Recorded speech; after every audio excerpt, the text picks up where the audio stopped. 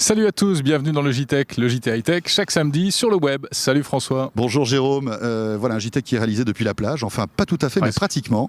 Vous voyez derrière moi la pointe de Roquebrune Cap-Martin car nous sommes ici à Monaco pour le MEDPI 2010, le salon dédié aux nouvelles technologies ici sur la Côte d'Azur. Voilà, on plonge dans les gadgets high-tech version soleil, mais on va parler quand même de l'actualité de la semaine. Tout d'abord la sortie de l'iPad, évidemment en France, ça y est, c'est fait. Voilà, autre gros sujet d'actualité présent ici à Cannes au MEDPI, c'est les téléconnectés.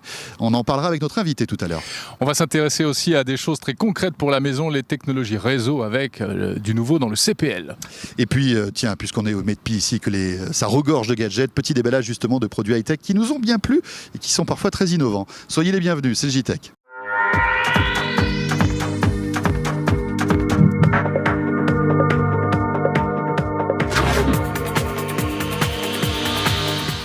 Bon, ça y est, il est enfin disponible. Enfin. Tant attendu, l'iPad d'Apple, disponible désormais dans l'Hexagone, en France et puis dans plusieurs pays européens. Alors nous étions, rappelez-vous, lors de son lancement à New York, le JTech était, eh bien nous étions aussi lors de son arrivée à Paris. Christophe Joly nous fait vivre tout cela depuis l'Apple Store du Louvre. Oui, effectivement, François et Jérôme, je suis devant l'Apple Store parisien pour le lancement en France de l'iPad, 2 mois après New York.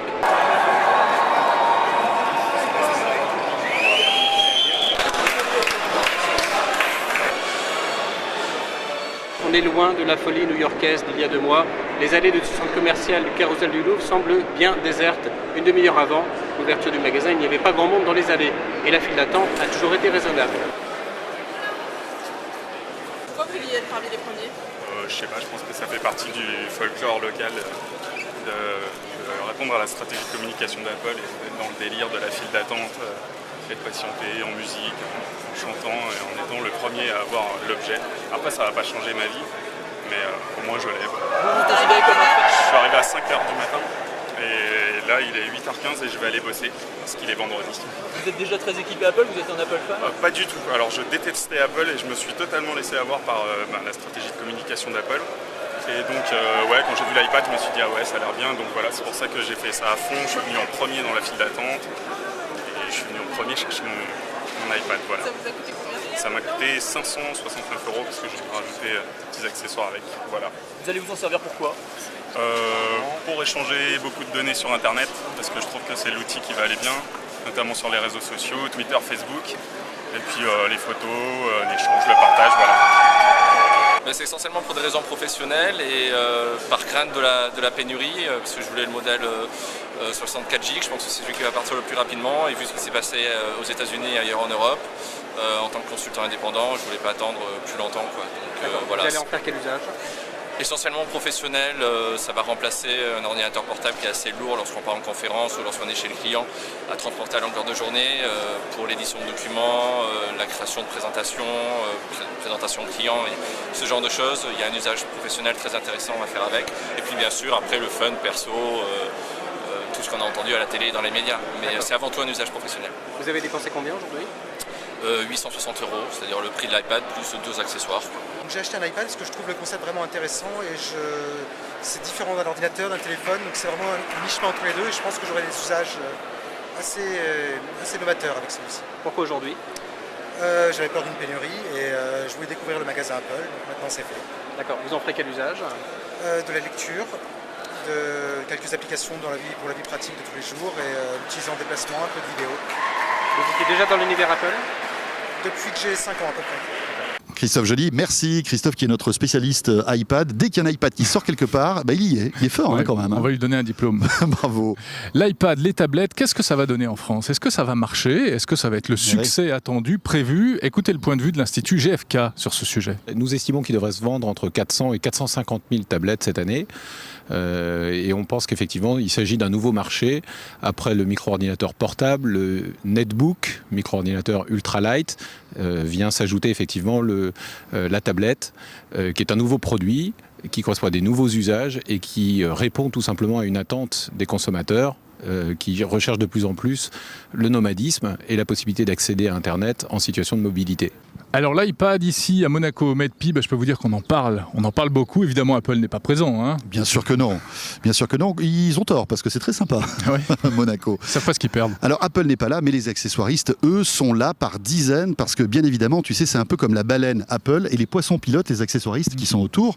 Parce que bien évidemment, c'est un business incroyable aujourd'hui, l'accessoire d'iPad ou d'iPod ou d'iPhone. Même. Cette housse rose tirée à ravir, François. C'est vrai. Écoute, je crois que je vais me l'offrir.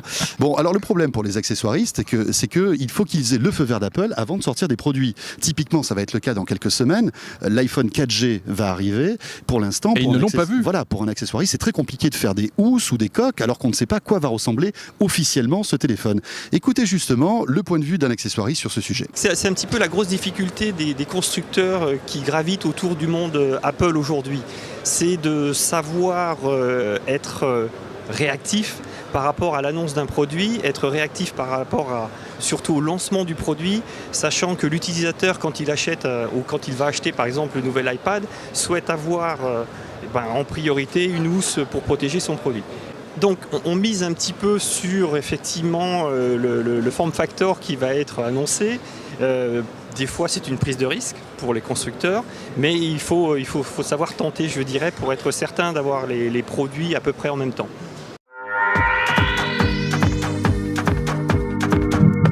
Bien, revenons ici à Monaco pour le MEDPI et on parle maintenant des téléconnectés. Qu'est-ce que tu regardes ? Non, j'étais en train de me dire, tu veux pas qu'on aille plutôt à la plage au lieu de parler des téléconnectés, non ? Juste après, oui. Ça vous intéresse les télé... Bon, d'accord. Alors on va parler des téléconnectés, vous nous le demandez si gentiment.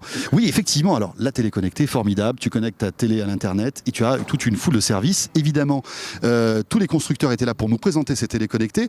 Regardez ce que vient de lancer Toshiba. Toshiba a décidé de lancer un boîtier qui va transformer n'importe quelle télé en téléconnectée. Tous les téléviseurs vendus depuis 3-4 ans, à partir du moment où ils sont équipés de la bonne prise HDMI, il n'y a aucun problème, c'est extrêmement simple, c'est juste une liaison HDMI-HDMI et donc on voit le contenu tout de suite. Et qu'est-ce que je peux faire avec cette boîte en fait ? Alors, qu'est-ce qu'elle m'offre comme service ? En fait, on peut faire 3 types de choses. Premier type de choses, on peut avoir accès à certains sites favoris, du style par exemple les sites de vidéos à la demande, des sites d'information sportives par exemple, donc en l'occurrence l'équipe, et d'autres sites qui sont en cours d'élaboration. On peut faire une deuxième chose très importante, c'est le partage. Et là, je crois qu'on est assez original dans notre démarche. C'est-à-dire qu'à partir du moment où on enregistre des photos ou des vidéos, on peut échanger avec des amis ou de la famille qui est éloigné et qui peut avoir accès aux mêmes informations. Et la troisième chose qui n'est pas des moindres, c'est que ce boîtier sera équipé aussi d'un tuner TNT HD.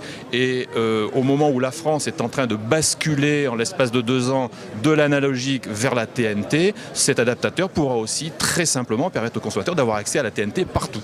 Cela dit, cette boîte rentre en concurrence directe avec les box des opérateurs, non ? Qui proposent aussi la téléconnectée, la VOD, etc. Non, pas du tout. Là, je crois qu'il faut être très clair. La démarche de Toshiba, elle est complètement originale. Elle ne s'adresse pas aux consommateurs équipés de box et d'offres triple play, puisque eux, ils ont déjà accès au contenu, mais de façon un petit peu fermée, c'est-à-dire que c'est l'opérateur qui impose un peu cet accès au contenu. Elle ne s'adresse pas non plus aux gens qui sont déjà équipés de téléviseurs connectés, mais ça représente aujourd'hui 6% du marché. Elle s'adresse au restant de la population qui, elle, a déjà acheté un téléviseur, qui a déjà investi sur un écran plat il y a 2-3 ans, qui a déjà mis une certaine somme d'argent et qui, malheureusement, aujourd'hui, ne peut pas avoir accès à ces contenus. Donc là, c'est une offre très compétitive en termes de prix, puisqu'on sera aux alentours de 100 € et qui permettra aux consommateurs, donc avec ce téléviseur, d'avoir accès à ces contenus sans aucune fermeture, sans aucune limitation. Voilà pour les téléconnectés version Toshiba. On attend ça pour juin-juillet à peu près. Alors, c'est Victor Jakimovic qui nous a rejoint maintenant dans le JTech. Bonjour Victor. Bonjour. Alors Victor Jakimovic, qu'on ne présente plus, au-delà du fait que c'est un ami, c'est aussi l'ancien directeur des labos Fnac et vous êtes un spécialiste dans le monde des nouvelles technologies. Victor, les téléconnectés, c'est le raz-de-marée en ce moment, on peut le dire. Hein. Tous les fabricants de télé ont maintenant connecté à Internet, ou presque tous. Le problème, c'est que si je veux avoir les chaînes de chez TF1, il faut que j'achète mes télés chez Samsung. Si je veux celles de Orange, il faut que je les achète chez LG. Si je veux M6 chez Sony, tout ça est quand même pas très cohérent. On respecte pas beaucoup là le client et le consommateur. Hein. Ils disent les fabricants qu'un jour ils élargiront leur offre et que il fallait commencer avec quelque chose, avec un industriel, avec un certain nombre de moyens à développer. Bon, ils disent, sauf que pour le moment c'est pas fait et on ne sait pas quand ce sera fait.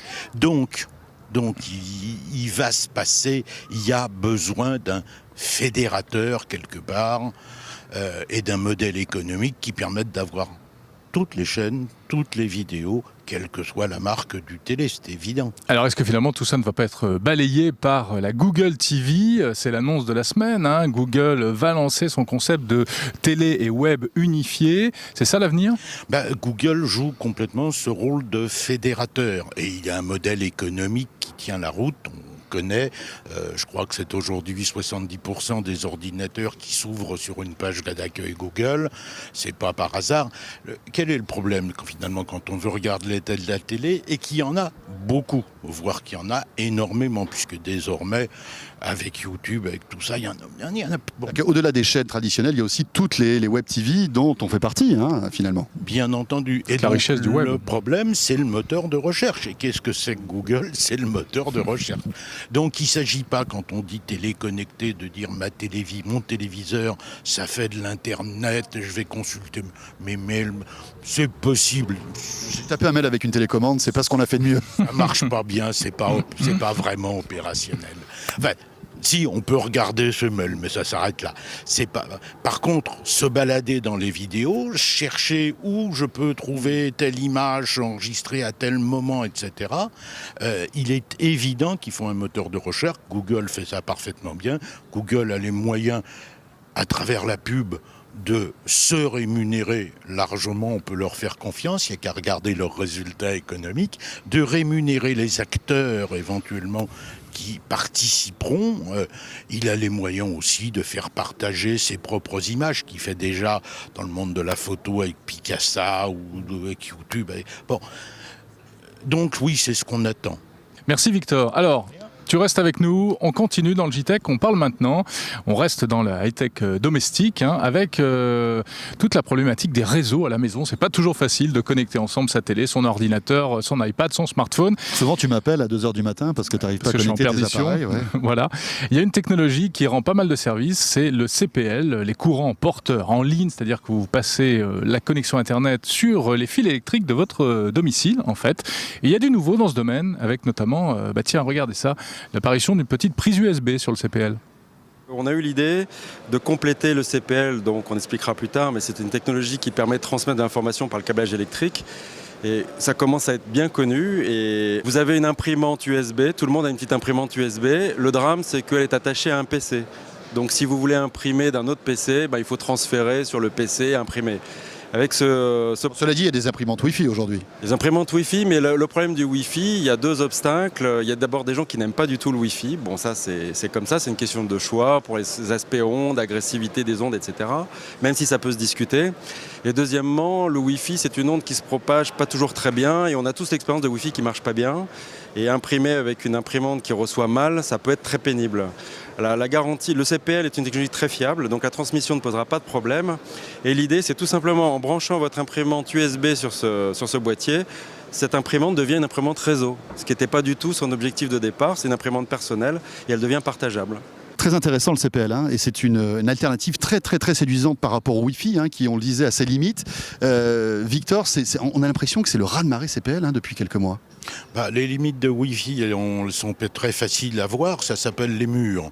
Hein, parce que dès qu'il y a un mur, le débit chute tellement que ça marche plus bien. On va dans le mur. Mais et puis la distance aussi. Si on habite à 300 mètres carrés comme François, Et la distance. Le CPL est beaucoup plus fiable, beaucoup plus sûr. Le débit est suffisant maintenant pour passer de la vidéo haute définition. Bon, puis il y a plein de petites innovations. Les boîtiers sont de plus en plus petits. Au lieu de sortir une seule prise Ethernet en sortie, maintenant ils en mettent deux.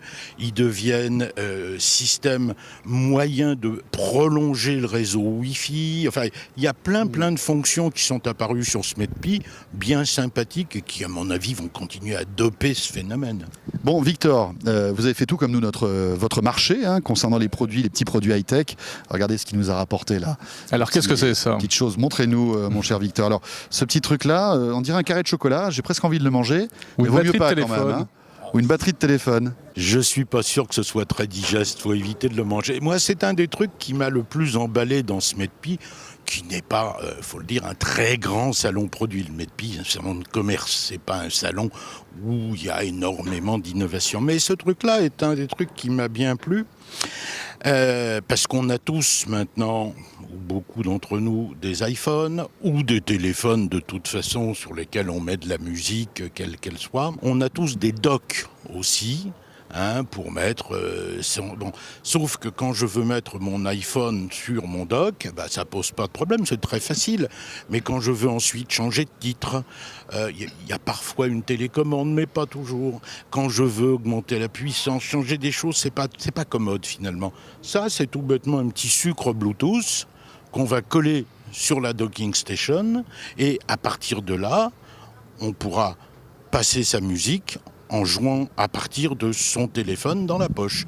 Pratique. Je trouve ça très intelligent. C'est Akira qui fait ça. Akira, c'est une toute petite boîte de Singapour. Ça vaut 29 €. Enfin, c'est pas... Voilà, Alors, juste déniché par Victor. Ouais, juste un petit bémol, moi je trouve que la qualité du son en Bluetooth stéréo est nettement dégradée.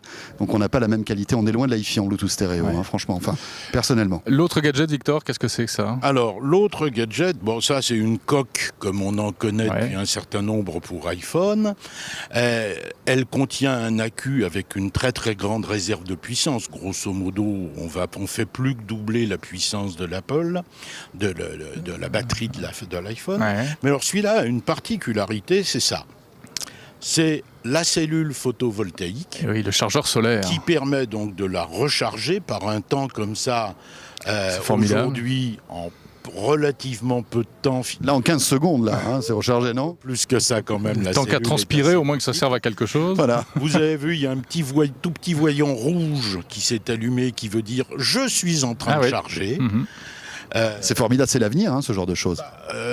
On n'a pas toujours une prise dans les pays du Sud, proximité. Quand on est dans un coin comme ça, quitte à avoir un téléphone, on le prend, on le pose au soleil et voilà. Très bien. Attends, tu sais quoi, ça marche même lorsque tu... Sous la pluie ? Non, sous une lumière ambiante, une lumière par exemple. Électrique. Voilà, ça fonctionne aussi. Mais il y a moins d'énergie lumineuse. Il faudra plus de temps. Donc, il faudra plus de temps. Voilà. Alors nous, Victor, on a repéré quelque chose qui nous a bien plu sur le SMED-Pi, n'est-ce pas, François? C'est les hôtesses. Non, c'est Alors, il y a les hôtesses, effectivement. C'est vrai. On avait dit qu'on n'en parlerait pas. Elles ne sont pas Bluetooth, c'est moi qui vous le dis. Bon, il s'agit de la première enceinte flottante. J'avais jamais vu ça. En fait, Victor, ça existait déjà, ce genre de produit? Écoute, jamais entendu parler jusqu'à présent. Pour moi, c'est une première. Exactement. Alors bon, c'est une enceinte, c'est Medion qui fait ça. Donc tu la recharges et en Wi-Fi, elle va aller capter un signal, par exemple, de ton ordinateur où tu as tes playlists de musique ou bien ton iPhone. Donc en fait, je pose mon iPhone sur une espèce de petite station émettrice. Exactement. Donc il va émettre en Wi-Fi vers cette espèce de boule étanche sonore et que tu peux mettre dans une piscine ou sur la plage. Enfin, sur la plage, peut-être pas, mais dans une piscine, c'est pas mal. On va tester, on va vous dire. Il nous manque plus qu'à aller acheter la piscine. Vite fait, bien fait. T'as le maillot là, c'est bon? Puis on va essayer de se trouver une villa par ici, là. Ça peut être sympa. Il y en a quand même quelques-unes. Voilà. Merci beaucoup à Victor. Mais de rien, c'est un plaisir de vous rejoindre par un temps pareil. C'est plutôt pas mal. Ce JT qui est terminé. On se retrouve bien sûr la semaine prochaine, de retour dans nos studios parisiens. Et d'ici là, portez-vous bien. Salut à tous.